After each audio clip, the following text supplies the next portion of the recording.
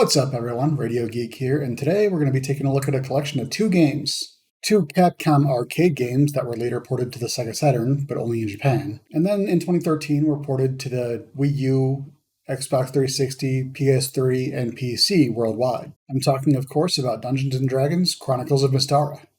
Let's get into it.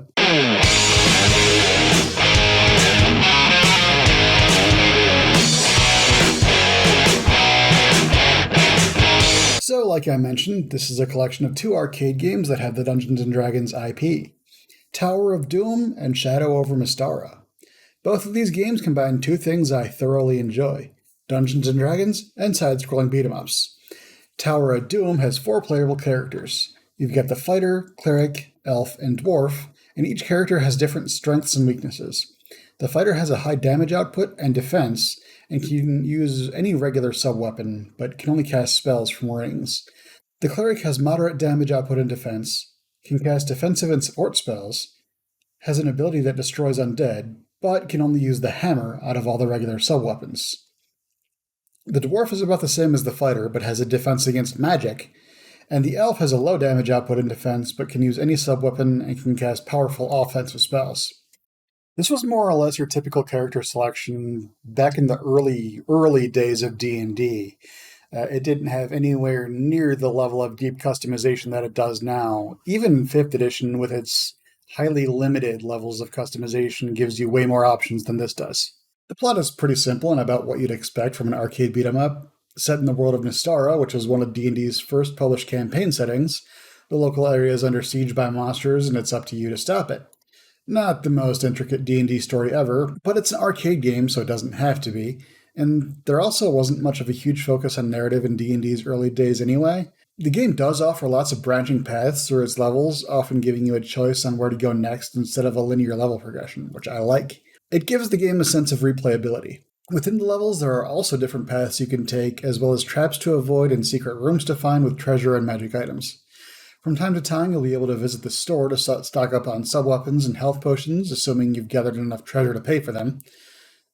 One thing that does bug me, sometimes after you complete a level or a section of a level, the game doesn't quite give you enough time to pick up all the treasure that the enemies drop before moving you forward.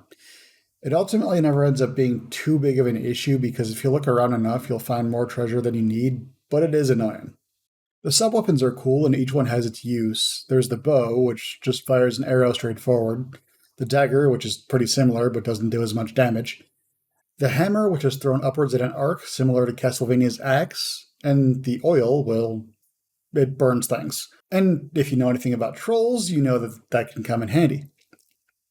Speaking of trolls, most of the classic D&D enemy types are here, from kobolds to gnolls to ogres, hellhounds, my personal favorite owlbears, and, of course, dragons, each with their own strengths and weaknesses as well. Some enemies are immune to or take extra damage from certain attacks, so you have to play around with things to see what works and what doesn't. And you might be surprised at exactly how many Dungeons & Dragons games contain neither dungeons nor dragons. Combat is usually challenging but fair, and since this isn't an arcade machine, you don't have to put in more quarters every time you die.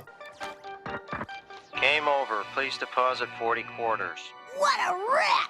Depending on who you choose as a character, bosses can range from not too terrible to absolutely annoying, especially the game's secondary antagonist, an unnamed dark elf who can be incredibly hard to hit and only gets faster as you drain his life. But if you get through it all, you come face to face with the final boss, the Archlich Demos. He's not too bad. The dark elf is a much harder fight, especially since you have to fight him twice. The game's sequel, Shadow over Mystara, picks up 2 years after Tower of Doom leaves off, and you've got the same characters as before with 2 new additions. The Magic User and the Thief. The Magic User uses magic, and the Thief is fast and carries a sword. The Cleric loses his Turn Undead ability in this one, which I don't care for. It's a stable Cleric ability and should always be included. There's also a new inventory system that I can't quite explain because, quite frankly, I'm not exactly sure how it works, but I've been able to get by without worrying about it too much, or really at all.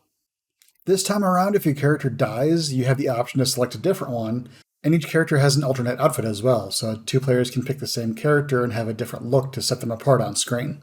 I would still go with different characters, though, just to round out a party. Most of the enemy types in this one are pretty much the same, and a lot of the bosses are pretty fun to fight. Except for the final boss, the Red Dragon Sin. She sucks, and it's a really annoying fight. At least it is if you're playing a solo. Both of these games are, for the most part, perfectly playable by yourself as a single-player game, especially if you don't mind dying a lot. But they were both meant for 4-player co-op, and if you do it that way, a lot of the more difficult fights become much more tolerable. And this is one of those rare occasions where I do recommend the Steam version of the game specifically. Usually, Steam is a last resort for PC games for me in favor of storefronts like GOG and Zoom Platform, but in this case, Steam has a very cool feature called Remote Play.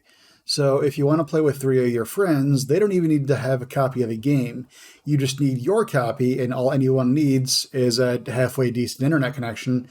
And Remote Play somehow tricks the system into thinking you're playing local co-op. I'm not exactly sure how it works, but all of this just works. I'm not kidding. Sometimes it doesn't work right, but it's worked for me more often than not, so it's worth at least trying out if you want to play multiplayer. There's also a bunch of challenges you can complete over the course of both games that will give you these diamonds that you can use to spend to unlock things like concept art and marketing art and all kinds of other things if that's what you're into. And this also does give the game a sort of sense of replayability, and I like that.